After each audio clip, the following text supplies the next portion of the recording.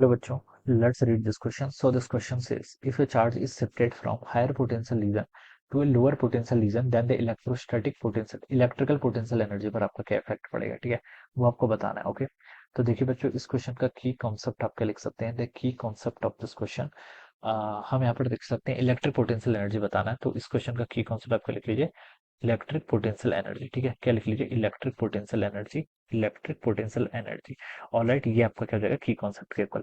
Electric potential energy देखिए क्या होता है. इलेक्ट्रिक पोटेंशियल एनर्जी होता है, देखिए, अगर हम किसी चार्ज पार्टिकल को किसी ऐसे रीजन पर क्या कर रहे हैं, मूव करा रहे हैं जहां पर आपका पोटेंशियल ग्रेडियंट है. क्या आपका पोटेंशियल ग्रेडियंट, ठीक है, तो जितना वर्क डन करता है वो किस फॉर्म में स्टोर होता है, आपका पोटेंशियल एनर्जी की फॉर्म में स्टोर होता है. तो आपको यहाँ पर यही बताना है, ठीक है. तो हम देखिए क्या लिख सकते हैं, जो आपका चेंज इन पोटेंशियल एनर्जी होगा, ठीक है, वो किसके इक्वल होगा, आपका क्यू टाइम्स आपका डेल्टा वी के इक्वल होता है. ठीक है, अगर कोई चार्ज पार्टिकल को देखिए आप, दो रीजन है मान, जैसे आपकी कैपेसिटर की प्लेट होती थी, यहाँ पर बोल रखा है कि charge separate from higher potential. Higher potential को मैं पॉजिटिव कंसीडर करूंगा, लोअर पोटेंशियल को मैं लो. देखिए पोटेंशियल, हम पोटेंशियल डिफरेंस यहाँ पर बताएंगे बेसिकली. ठीक है, ये हायर पोटेंशियल है, इसको मैंने पॉजिटिव कंसीडर किया, ये लोअर पोटेंशियल है, इसको मैंने क्या किया, आपका नेगेटिव कंसीडर किया. ठीक है, अभी कुछ भी हो सकता है. ठीक है, अगर ये 2 वोल्ट है तो जरूरी नहीं है कि नेगेटिव होगा. ये 2 वोल्ट है तो ये 0 वोल्ट भी हो सकता है. और अगर ये आपका क्या है, 0 वोल्ट है तो ये आपका -2 वोल्ट हो सकता है. तो ऐसे कोई भी वैल्यू क्या कर सकता है, टेक कर सकता है. लेकिन इसका मतलब यह है कि पोटेंशियल क्या हो रहा है, आपका घट रहा है, बेसिकली इसका मतलब यह है. ठीक है, तो क्यू इंटू डेल्टा वी के इक्वल हो जाएगा.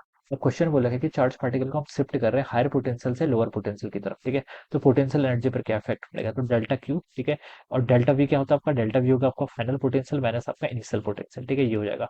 क्यू को ऐसे रहने दीजिए, फाइनल पोटेंशियल. ठीक है, हायर पोटेंशियल से लोअर पोटेंशियल की तरफ आ रहे हैं, तो यहाँ पर आपका पोटेंशियल क्या होगा, बेसिकली कंपेरिजन में देखें तो नेगेटिव होगा. ठीक है, और यहाँ पर आपका हायर है, माइनस आपका कितना होगा, पॉजिटिव पोटेंशियल से कुछ इसको ऐसे सब्ट्रैक्ट करेंगे. ठीक है, तो बच्चों देखिए ये क्वांटिटी कितनी आएगी, नेगेटिव माइनस नेगेटिव, तो आपका बच्चों क्या आएगा, नेगेटिव आएगा. ठीक है, अब जो पोटेंशियल एनर्जी होगी बच्चों, वो किस पर डिपेंड करिए, आपकी क्यू टाइम्स से नेगेटिव के ऊपर. ठीक है, पोटेंशियल एनर्जी आएगी.